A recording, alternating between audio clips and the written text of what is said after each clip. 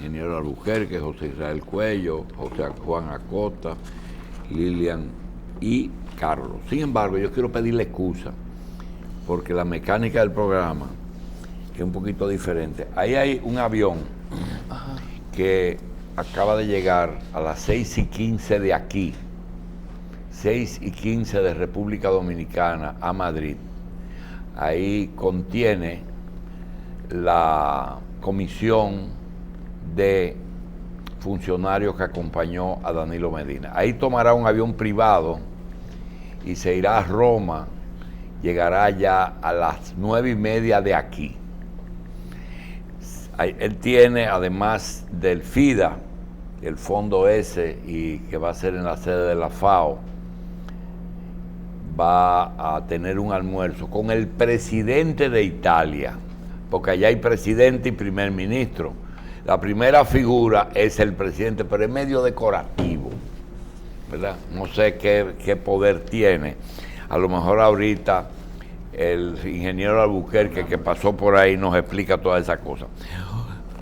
Un pensamiento que lo trajimos para decirlo hoy y tiene que ver con los médicos. A los médicos no se le da las gracias por haber salvado una vida. Ese es su deber. Para eso fue que tomaron esa profesión. Así es que ya sabes. Por eso es que yo preguntaba una vez que si no había algún médico que por agradecimiento de algún paciente se hubiera hecho rico. No, aquí hay unos psiquiatras, que creen que cuando le toca el paciente ya es de él de por vida. Yo conozco, sí, ese es mío. Hubo uno que le dijo a un familiar, mira, se murió el papá del paciente, no me cambien de psiquiatra, que eso soy yo. Bien, Lo privatizan.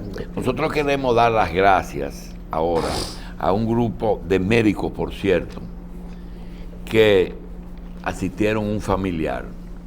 A Leopoldo Díaz de Hogar Crea. Ya ustedes saben por dónde que anda la cosa, cuando se le está dando la gracia a Leopoldo. Al Hospital Marcelino Vélez por una emergencia. Me sorprendió de ver una emergencia a las 10 de la noche. Señores, en 15 minutos, 5 ambulancias llegaron, sin las emergencias que vienen sin ambulancia. 5 ambulancias llegaron. Lo mismo en el Hospital Moscoso Puello. Naturalmente, en el Moscoso hay una estructura moderna que parece un hospital americano. Hay una área de higiene mental que tiene un organigrama que comienza con salud pública, el director de higiene mental, el director Torres Lebrón del hospital, que tiene una acumulación de trabajo. Señores, 4 hospitales que el gobierno se le ocurrió remodelar al mismo tiempo, están yendo a el Moscoso. Bien, y al doctor Mella, al doctor Palacio. Eran ambulancias del 911 las que llegaban así. No, algunas del 911. Vi 2 que eran de los mismos hospitales, pero 2 eran del 911. Quería decir eso. La otra cosa es que dijimos que los proveedores de escuelas que se están quejando por 800 millones, le quiero decir que 27 millones paga el gobierno diario por comida, almuerzo, y si tú calculas 27 por 10 son 270. Eso es un mes de atraso. Me dijo una señora que es suplidora, que ella cuando está muy desesperada por que no puede esperar el mes, ella se lo lleva al Banco Agrícola, paga un 1% y le factoring. ¿Sabes lo que es factoring? Pero la realidad económica de una persona que, por ejemplo, que tiene que pagar un doble sueldo, pero que en diciembre los muchachos de la escuela no comen doble, también altera un poquito lo que es la técnica administrativa de una empresa como esa, yo creo.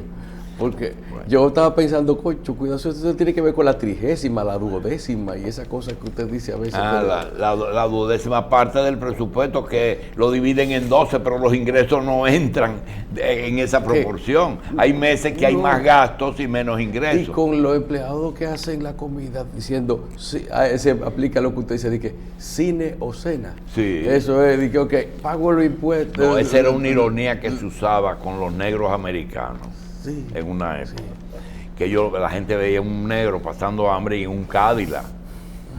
Entonces decían que por la noche le decían a los hijos, ¿qué ustedes quieren, cine o cena? Bueno, el asunto es que ayer me dicen que hay una cantidad, varias obras importantes detenidas, que la única obra de Odebrecht que está funcionando es Catalina. Yo quiero decir algo que estoy seguro que nadie está de acuerdo conmigo, porque aquí hay una pulcritud y una transparencia que parece que nació ahora, demasiada gente seria. Entonces yo le quiero decir a esa gente seria que todas esas obras son importantes, que lo de Brecht y Estados Unidos y cosas, ya detutanaron a Lula, ahora van a detutanar al otro. Pero no es por patriotismo, porque las reelecciones todas son malas, pero yo no he visto que ellos le han pedido a los árabes de Arabia Saudita, de Kuwait y de Dubái que hagan elecciones, ni van a haber ocupaciones por la de Medio Oriente. Entonces yo quiero decir que esas obras hay que terminarlas. Este gobierno se está muriendo de miedo y no se atreve a tomar medidas que llame Odebrecht y terminen esas obras. Que la pulcritud y la vaina, eso es otras cosas. Siempre, desde que yo tengo uso de razón, es más, Odebrecht era el que menos daba. Trujillo, que cogía el 5, más el 5 que había que darle a Pedrito, cuando Pedrito buscaba el contratista o a Pipí, eso era todo. Y ahora, yo quiero decir, que quiten el miedo y terminen. Esa carretera de San José de Ocoa, 14 kilómetros, eso parte el alma con los invernaderos por ahí. Pero tenemos que esperar la justicia, porque hay que meter preso a Danilo. Ese es el problema. Entonces yo quería decir eso. Les pido excusa a los héroes de la patria y también quiero felicitar al Congreso, porque el periódico Hoy y 1+1 está de luto, porque la ley dice que participación no puede proponer independientemente, y mira cómo lo ponen, como caña para el ingenio. Sí. Pues no le pusieron su, ¿verdad? Pero es que nada más había 4 días o 3 con el día de hoy para aprobar eso, para que funcionara. Óyeme, nada le va a gustar a todo el mundo. Terminé, le damos la bienvenida al profesor Ramón Alburquerque, que va a comenzar, que le vamos a pedir que nos explique. En la FAO hay 3 organismos, y yo no entiendo por qué en un organismo que es el Ministerio de Agricultura de las Naciones Unidas, que es la FAO, que tiene diferentes ministerios, hay una subdivisión, debe ser una dirección general, pero que es en la sede de la FAO. Doctor, ¿qué es lo que está pasando en Italia? Que el presidente cogió para allá y el de Haití suspendió por razones importantes. Bueno, muchas gracias. La FAO, que es la Organización para la Alimentación, FAO quiere decir Food Agricultural Organization, la Organización para la Agricultura y la Alimentación, fue creada en 1945 para trabajar por la productividad y la expansión agrícola y reducir la pobreza, obtener lo que se llama el sueño de la humanidad, la seguridad alimentaria. Ese es el objetivo fundamental de la FAO, un ente de las Naciones Unidas, y parte de las Naciones Unidas es el Banco Mundial, que nació también, don Julio, como el Banco de Reconstrucción y Fomento en Bretton Woods, pero la FAO es anterior a las Naciones Unidas, don Julio. Decía que la FAO nace en 1945, pero luego en Bretton Woods, en un centro turístico al norte de Nueva York, donde se reunieron, allí se crearon otras organizaciones y entonces surgió el Banco Mundial para la reconstrucción y el fomento. ¿Y qué diferencia hay entre el Banco Mundial y Eximba y el fondo? El Fondo Monetario Internacional es una entidad para trabajar por la estabilización de las monedas, no, de las economías de las naciones. Y claro, ¿qué da estabilidad a la economía de una nación? Un buen manejo monetario, de la emisión monetaria, un buen manejo de la política cambiaria, de la política de crédito, del manejo de sus reservas y de las cuentas nacionales, y al mismo tiempo la preparación de las estadísticas suficiente para permitir a todos los entes económicos y al propio gobierno poder planificar, organizar el futuro y planificar, organizar el presente y planificar el futuro.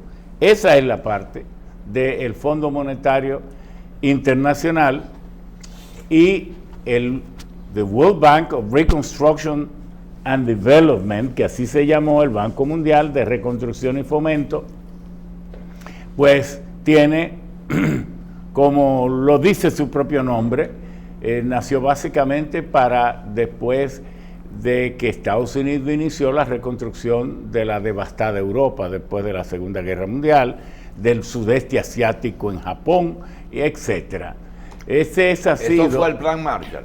El Plan Marshall en Europa y el MacArthur en el sudeste asiático, que fueron los principales, y fue también el principal error de Estados Unidos, que por eso ahora tiene que enfrentar la penetración casi ya indetenible de China y Rusia en América Latina. ¿Cuál fue? Estados Unidos nunca ha programado ni ha lanzado un plan de financiamiento para el desarrollo de América Latina. Bueno, la Alianza para el Progreso la alianza era un poco eso. Pero es mundial. La Alianza para el Progreso era también mundial, pero así fue. Ahora, digo que Europa, ¿cuáles países se beneficiaron del Plan Marshall? Bueno, básicamente Alemania, no los que perdieron la guerra. No, los que la ganaron también quedaron tan destruidos como Alemania o tal vez más. ¿Qué tipo de ayuda le dio Estados Unidos a Taiwán en Asia? De todo, porque pero mediante un plan también. Sí, pero Taiwán, hay que entender bien qué es Taiwán, porque Taiwán nunca fue parte de China. Taiwán, incluso su población no es china. Originariamente era de Micronesia y la Polinesia. Los portugueses penetraron en Taiwán y estuvieron allí hasta 1850, cuando la dinastía Qin echó los portugueses, y por eso Taiwán se llamaba Formosa. Porque los portugueses, Hermosa, en portugués es Formosa. Entonces, fueron echados de allí. Pero Japón, que había firmado el plan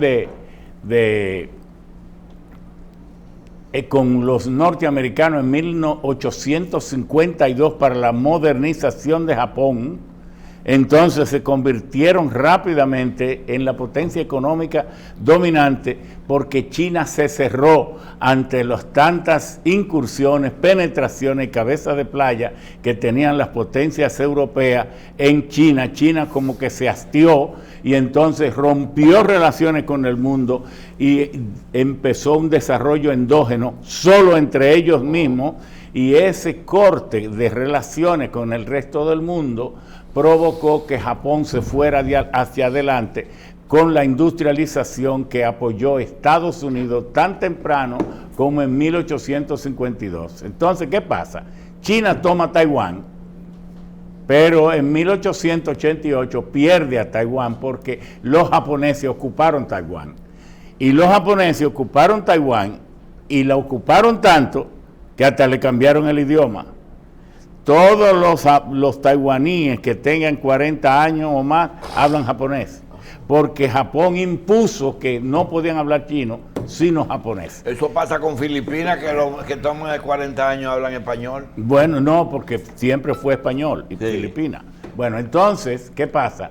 Que es en 1945 cuando Estados Unidos y los aliados derrotan a Japón, que entonces MacArthur invita a Chiang Kai-shek a que vaya a tomar la soberanía, a recibir la soberanía de Taiwán de manos de Japón, porque Japón fue derrotado. Y es ahí, en 1945, cuando Taiwán empieza a ser un territorio chino, que obviamente entonces, cuando Mao Zedong toma entonces China, Chiang Kai-shek y el Kuomintang, su partido político, huyen a Taiwán y MacArthur los recibe allí. Por eso yo decía cuando reclamábamos que República Dominicana hiciera relaciones con China, con diplomáticas con China, que Taiwán nunca fue una nación. Argumentaba que ese pedacito de territorio, allí estaba el legítimo gobierno de China, pero debió haber aprovechado, si quería ser nación, ese momento en que la séptima flota de Estados Unidos estaba en el estrecho y que todavía estaba MacArthur allí para hacerse nación, pero no se hizo, sino que reclamaba vanamente que era el gobierno de China en Taiwán. Entonces resultaba como ilógico que una nación tuviera relaciones con lo que en sí no constituía una nación. Es un hecho que los dominicanos siempre tenemos que recordar. Bueno, volviendo a lo de FIDA, a lo de la FAO tiene entonces lo que se llama el Fondo Internacional para el Desarrollo Agrícola, que financia las innovaciones tecnológicas y que va dirigido más bien a las pequeñas y medianas empresas e incluso hasta la microempresa en el mundo entero. Evidentemente que la agricultura tiene sus características. La agricultura podrá ocupar en los países ya desarrollados, la agricultura tal vez no pase de ser el 5% en empleo de mano de obra y tal vez no pasen de ser 5 o 6% como aporte al PIB. Pero al ser la producción de los alimentos, lo que pasa es que a los alimentos se le da poco valor. Tienen poco valor mercantil, pero un inmenso valor como por ser la nutrición de nuestra vida. Yo decía una vez que República Dominicana quería pagar todos los pagos que tenía que hacerle a Petrocaribe, quería hacerlo con productos agrícolas. Pero eso es difícil porque yo hice los cálculos una vez y para pagar 50 millones de dólares en habichuelas negras, usted tiene que sembrar el sur entero, desde Baní hasta pasando por Asua, Barahona y San Juan. O subirle el precio. O subirle el precio. A los precios de estos bienes, de los precios internacionales. Mire, a mí no me gusta sacarlo del tema. Recientemente hubo una reunión en que fue el presidente, creo que a China, y empezaron a hablar de yuca. Yo no sé si ustedes se acuerdan. Mire, ingeniero, una vez un supermercado pidió un furgón de yuca semanal.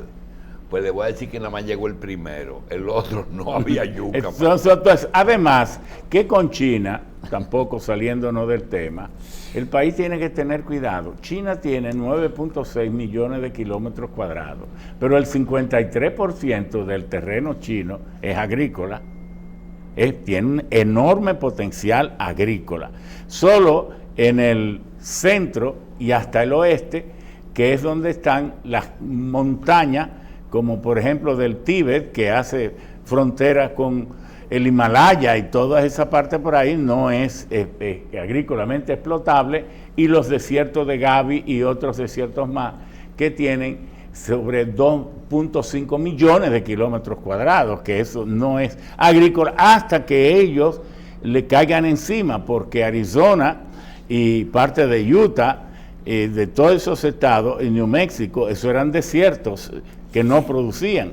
Estados Unidos descubrió agua, entonces crea unos brazos mecánicos que giran y que son digitales ya, traen el agua y en esos brazos que tienen hasta 2 y 3 kilómetros de largo, hacen unos círculos que esos brazos van dando vueltas y van rociando el agua y son la parte agrícolamente más productiva de Estados Unidos. De manera que China, que también tiene el 35% de su territorio tropical o subtropical, yo he ido varias veces y me he sorprendido con la siembra de yuca, de batata, de papa, de maíz, de mango. Todo lo que nosotros producimos lo produce China en cualquier cantidad. Ahora, con 1.300, 1.400 millones de bocas que están comiendo bastante bien, bueno, cualquier cantidad, cualquier producción es poca. Yo pienso que esta reunión sobre la innovación tecnológica y el apoyo a la pequeña y mediana empresa, que el presidente va ahora a participar en la 42ª periodo de sesiones del Fondo Internacional para el Desarrollo Agrícola allá en Roma, pueda derivar algo positivo para el país. Pero allá se va a dar cuenta que es mejor una planificación bien hecha y sostenida en el tiempo, bien apoyada, con las tecnologías adecuadas, que estar saltando charco de que en visita sorpresa, cuando hay una de dos cosas: o no hay ninguna sorpresa y todo eso es un nombre cosmético y eso es más planificado que la propia UNAPLAN, o entonces en ese caso no merece llamarse visita sorpresa, o segundo, está aplicando el método y la tecnología equivocada, porque en estos tiempos eso de estar creyendo que el desarrollo va a venir por acciones de sorpresa, eso no tiene nada de lógica, nada de criterio organizacional y mucho menos de racionalidad. El desarrollo, ¿qué es el desarrollo? Un ejemplo lo tenemos nosotros. ¿Cuál es la tercera riqueza del mundo? La tercera familia más rica del mundo. Búscalo ahí, hazme el favor. La tercera familia más rica. Es la familia Mars, M-A-R-S. En el 1911 vendían dulce en Washington, pero se le ocurrió montar una pequeña planta procesadora de cacao. Y hoy todos los productos M&M, Mickey Way, el que le gustaba a Balaguer, el Mars y todos esos productos, y venden más de 89 mil millones, 200 mil millones al año. ¿Por qué traigo esto a colación? Yo creo que esa gente, ninguno de esas familias se ha acostado en una hamaca debajo de una mata de cacao. Sin embargo, porque planificaron, se organizaron, sistematizaron, usaron tecnología y tuvieron el buen tino de invertir de manera perseverante, hoy son la tercera familia más rica del mundo. ¿Esto qué nos dice? Que no es la improvisación ni la sorpresa lo que lleva, eso es totalmente contrario a la planificación. El desarrollo es hijo de la planificación. Los 5 principios: calidad, responsabilidad, mutualidad, eficiencia y libertad. Esos son de Mars. De Mars. Sí, búscate, que una señora ahora, la presidenta, sí, una señora casi de 70 años, que tiene más de 89 mil millones. Señores, no es posible que el país siga exportando muchos productos. Si seguimos exportando materia prima, vamos a hacer eso, primitivo. Si elaboramos, agregamos valor a esa materia prima, y ese tiene que ser un plan oficial, decir, voy a tomar el café cuando se vuelvan a replantar y a reconstruir la producción cafetera del país, y voy a producir, apoyar los productores, las empresas, para que produzcan todos los productos derivados del café. Ahora vamos a tomar las carnes y hacer lo mismo, porque ¿qué es el desarrollo? Llevar al máximo, al pleno desenvolvimiento, determinadas actividades a fines de satisfacer la demanda de bienes y servicios de una sociedad y colocarla en posición de poder exportar rentablemente. Eso es el desarrollo con el uso de tecnología. Ingeniero, ¿Sí? hay un problema serio que uno no sabe porque hay dos presidentes en Venezuela, uno con poder y el otro de adorno. Desde el punto de vista económico, ahora que le entregaron fondos del Estado venezolano al presidente sin poder, ¿qué podría ocurrir? Aquí hubo en 1965 un presidente ilegal y un presidente legal, pero el legal, que era Camaño, electo por la Asamblea Nacional con todos los requisitos, no podía gobernar. Sin embargo, ahora se da todo lo inverso. Sin embargo, Inver Barrera era el jefe. Era el gobierno, pero tenía el respaldo de 42.000 marines. No, y del presupuesto. Y del presupuesto. Entonces, en Venezuela se da lo siguiente. Técnicamente, según hemos escuchado y leído, los dos gobiernos son ilegales. Maduro perdió la legalidad cuando él se abrogó derechos, hizo interpretaciones y desconoció la Asamblea Nacional. Ningún gobierno, ningún ejecutivo puede ni debe desconocer la Asamblea, porque en la Asamblea es donde reside siempre la voluntad popular. Aquí, con todos los defectos que tiene el Congreso, no es en el Palacio que reside la voluntad popular, porque un presidente se puede volver impopular y nadie quererlo.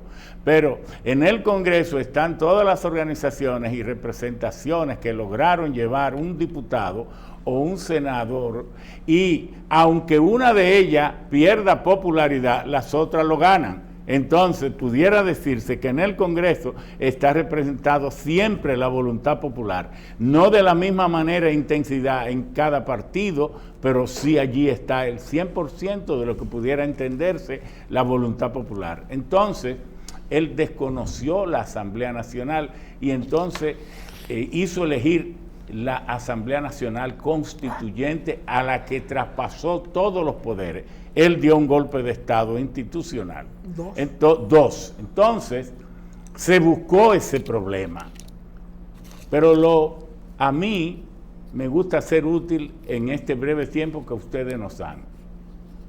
Lo más doloroso en Venezuela es que desde que se descubrió el petróleo, en 1863, hemos dicho, en la finca de Manuel Pulido, llamada La Alquitranada, en un terremoto que rompió la tierra e hizo brotar petróleo de una manera impresionante.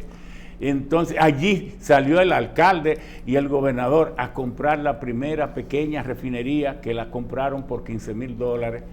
Desde ese entonces hasta el día de hoy, luego cuando vino Juan Vicente Gómez, que hizo aprobar una ley para que solo él pudiera dar concesiones petroleras, y con todas estas atrocidades cometidas, hasta que vino Carlos Andrés. Carlos Andrés es el héroe y el villano. Carlos Andrés fue uno de los que alentó la formación de la OPE, pero sobre todo que nacionalizó el petróleo venezolano, fundó a PDVSA. Y bueno, ¿qué ha pasado en Venezuela?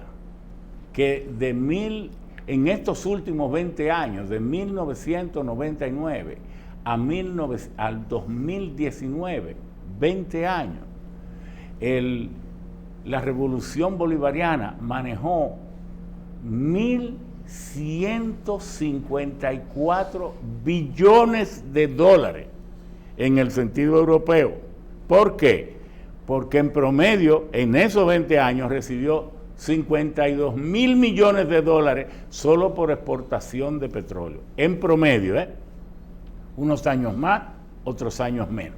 Pero al llegar al poder Chávez, PDVSA tenía los chequeé hace poco, 89.000 millones de dólares en reserva, 89.000 millones de dólares en reserva, y el Banco Central de Venezuela tenía como 140.000 millones de dólares en reserva. Entre los dos, una suma impresionante. Y él hizo, dentro de las tantas 32 leyes habilitantes que hizo pasar una, autorizando al presidente a que podía darle uso a esas reservas. Bueno, hoy en día todo ese dinero se ha esfumado junto a los 1.150 billones. Todo ese dinero debió haberlo empleado en desarrollar a Venezuela, porque si China prácticamente se ha desarrollado en 40 años, lo mismo lo hizo Corea del Sur y otras naciones, ¿cómo no es posible que los revolucionarios que venían a subsanar los robos y el latrocinio de las derechas y de aquellos gobiernos, verdad, de oligarquías, cómo es posible que los revolucionarios no se dieran cuenta que en vez de andar por el mundo creando un liderazgo redentor global, hoy por qué no desarrollaron Venezuela? Hoy Venezuela tuviera una agricultura fuerte, una explotación, producción. ¿Y qué hay en los llanos de Oriente? O mucha tierra es lo que hay. Pero no está cultivada. No, hombre, todo eso ha sido abandonado y las empresas que habían, aquí hay dominicanos que tienen grandes empresas allá en Venezuela y tenían sobre todo grandes fincas. Todo eso está abandonado. Lo de Atuey no era verdad, ¿verdad? Yo no sé, pero podrán hablar sus hijos, pero... No, pero él dijo... Atuey tenía muchas cosas. No, pero él dijo, al que lo acusó de tenerlo, dice, yo te lo dono si tú quieres. Bueno, no, pero Atuey tenía excelentes amigos allá. Yo mismo lo acompañé a muchas visitas, porque es que yo he visitado Venezuela no menos de 30 veces. Yo fui, cuando gana Salvador Jorge Blanco, el país tenía muchas deudas con el Fondo de Inversiones de Venezuela y con el Banco Central y con el Ministerio y de las 5 provincias, de las 5 fronteras que tiene, con Guyana, con Brasil, con Bolivia, ¿cuál es la más fértil? Bueno, Venezuela es fértil en prácticamente toda su geografía. ¿Tiene agua en toda parte? Sí, Venezuela tiene 24 estados. Entonces, los estados que hacen frontera con Colombia son el estado, el Zulia, el Trujillo, el Miranda y el Táchira, todos esos estados. Entonces, con Brasil está el estado Bolívar y bueno, el estado Apure dentro, y también el Delta Macuro, que hace frontera, que va al Atlántico. Venezuela es un Potosí por donde quiera que se le tome, porque el coltán, coltán es un mineral muy apetecido en el mundo entero, porque es la combinación de colombita y de tantalita, y de ese mineral que se obtiene el niobio, y el niobio también se le llama columbio, y el tantalio, y esos dos metales son fundamentales para muchos de los aparatajes, de las tecnologías de inteligencia artificial, y sobre todo para la fabricación de las baterías, ahora que va a entrar en explotación masiva las megabaterías, los parques de batería, para poder hacer gestionable la generación de electricidad. Es técnico, sé que usted lo sabe. Cuando usted coge un metal y dice, por ejemplo, el cobre es maleable, ¿verdad? O el más duro es tal. Esos metales que son específicos para celulares, para computadoras, para tecnología de primer nivel, ¿cuáles son las condiciones? ¿Son transmisores del calor, de la electricidad? Sí, ¿Cuál es la sí. particularidad? Tradicionalmente, toda la nobleza la tenía el oro, en parte la plata, el paladio. ¿Por qué? Bueno, porque son maleables, como dice usted, no se oxidan, entonces son nobles, metales nobles, son dúctiles, maleables que se pueda doblar y dúctiles que se puede estirar hasta casi niveles infinitos. Hay gente maleable. Sí. Entonces, pero además no son reactivos, es decir, resisten la corrosión y son excelentes conductores de la electricidad y del calor. Ahora, ¿qué características tienen estos 17 elementos químicos? Porque no todos son metales. Uno dice metales, pero no todos son metales.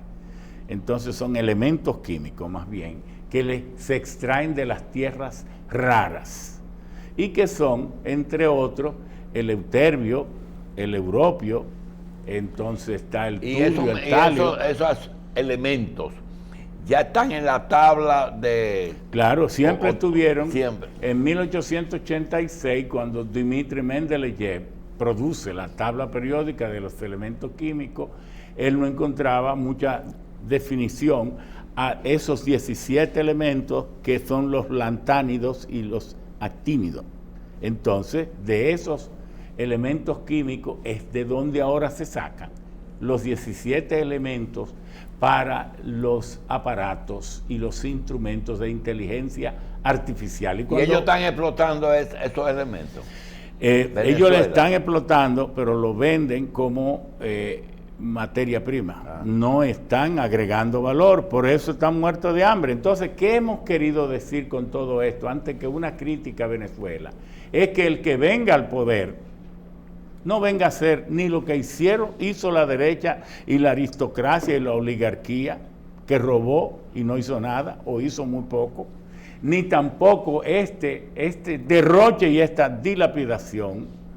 Cuando Cristina Fernández de Kirchner tuvo el problema con el Fondo Monetario, ustedes se acuerdan que el presidente Chávez, aunque fuera de buena fe, se apareció en un avión lleno de dólares, de miles de dólares, como si fuera un relajo. Entonces, dilapidaron tanto las riquezas de Venezuela, que hoy Venezuela... Entonces, después de oírlo, yo tengo que llegar a la conclusión de que el primer gobierno de Carlos Andrés Pérez ha sido lo mejor que ha gobernado en Venezuela. Pero oiga, por eso yo dije que Carlos Andrés es el héroe y el villano. ¿Por qué eligieron a Carlos Andrés Pérez por encima del 64, el 65%? Porque entendían que él era el héroe de Venezuela, porque había participado en todas las reivindicaciones del petróleo y del gas y de todo esto. Sin embargo, que fue el creador de PDVSA, un acierto genial. Sin embargo, él se llevó confiado en que un tratamiento de política de shock en la economía venezolana podía hacer que pudiera sobrepasar esos momentos difíciles rápido y luego volver a la abundancia. Y hubiera vuelto, si hubiera podido y sabido manejar eso. ¿Y qué no entendió el pueblo cuando lo derrocó? Cuando lo derrocaron, ¿qué no entendió? El pueblo no entendió lo que no entendió aquí cuando las políticas de Salvador Jorge Blanco. Estas políticas son las que luego han ido impulsando al país a todo lo que ¿Y por qué Balaguer en el 90 se salvó? Porque aplicó esa política. No, incluso la aplicó. Claro, ¿y qué fue el código, la reforma tributaria? ¿Y qué fue la reforma arancelaria? Fue precisamente todas las medidas, porque ¿qué era el país? Este país no tenía moneda, este país no tenía banco, este país no tenía nada. Todo nació en 1947. Incluso el Banco Agrícola, que fue la primera entidad que nació aquí, nació en el 1942, que se llamaba Banco Agrícola Hipotecario e Inmobiliario, Industrial e Inmobiliario. Entonces, el Andy Dawaje, el venezolano, fracasó y el de aquí no. El que trajo la política. No, aquí fracasó porque el problema de Jorge Blanco fue un fracaso, un costo político alto. Jorge Blanco algún día será reestudiado y se verá qué valor tuvo ese hombre que dijo el peso dominicano no vale $1 y ese 3 por 1. Eso tiene que ir al mercado paralelo y ni siquiera 3 por 1, sino lo que el mercado quisiera asignarle como valor. Y se ha impuesto que tenía razón, porque así es. Entonces, también le dijo a las familias aquí que habían creado industria y tenían eslogan y anuncios en radio y televisión y en prensa escrita, el mercado nacional para el producto criollo. Entonces fabricaban unas neveras que no servían y eran a un precio altísimo. Había que quitarle eso a esa gente porque el pueblo no podía tener nevera. Entonces, fue una reivindicación, pero los pueblos lo que quieren es su bienestar, y el pueblo cree que siempre hay alguna gente que puede pagar los altos costos de la reforma, y eso es así aquí. Vaya usted a ver lo que le ha pasado a Alexis en Grecia, prácticamente lo mismo, y el pueblo italiano, que será el próximo, que viven discutiendo, comiendo bien, tomando vino, bailando tarantela, todas estas cosas, es el próximo, porque toman prestado sin acordarse que un día hay que pagar, tienen unas condiciones de seguridad social altísima, dentro de las mejores de Europa, pero el norte trabaja mucho, pero en el sur se vaguea mucho. Sí, pero la estabilidad monetaria de aquí no se debe dejarla libre en el mercado. Valdés la controló. No hay nada que sea libre totalmente. La libertad, hasta cierto punto, siempre tiene retranca y tiene límite. Asimismo, como Estados Unidos está encontrando ya que la libertad que tuvo para usar el dólar, hasta para hacer guerra, haciendo que el mundo entero pagara esa guerra indirectamente, porque para cerrar y sin abusar de su tiempo, estoy organizando un programa de radio en Los Sabios en la Z, en la Z101. El domingo. No creo que va a ser el próximo. Voy a traer, estoy tratando de traer las familias que controlan el dólar en el mundo.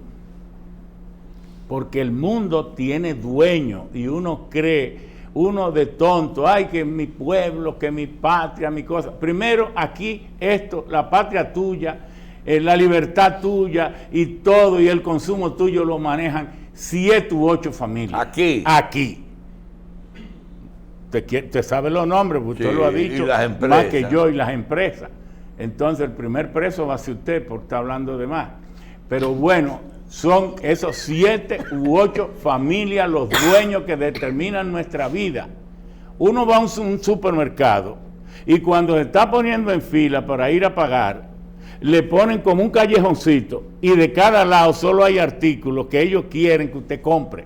Y entonces con la tanta y larga espera, usted termina metiendo 2 o 3 cositas de eso. Hasta en eso nos manipulan la mente. Y así mismo el mundo, tiene unas 18 familias que manejan el dólar. Y hemos dicho que el dólar fue un asalto que le hizo Woodrow Wilson y un grupo de pensadores, 8 familias de Estados Unidos en el 1913, e impusieron el reinado del dólar luego en el 1948. Bien. Cada año, para cerrar, el Tesoro de Estados Unidos tiene que imprimir sobre 800,000 millones de dólares para mantener la cantidad suficiente de dólares en manos de la gente en el mundo. Y esos dólares, ¿qué cuesta imprimirlo? Cada uno cuesta 4 centavos. Pero ¿qué valen cuando se ponen en circulación? 100 centavos. ¿Quién se gana los 96 centavos? Entonces no son 800,000 millones que el mundo, aún las naciones más pobres, les regala a esta gente. Y por eso es que va teniendo problemas, porque están abusando tanto que aún rociándole de aquellas cosas con la EMI a todo el mundo, entonces quieren hacerlo más grande todavía. Bien. Los norteamericanos, los padres de Estados Unidos, tienen una frase cuando tienen un hijo muy adelantado y se sienten orgullosos y dicen, "This is my boy. This is my boy." Muchas gracias.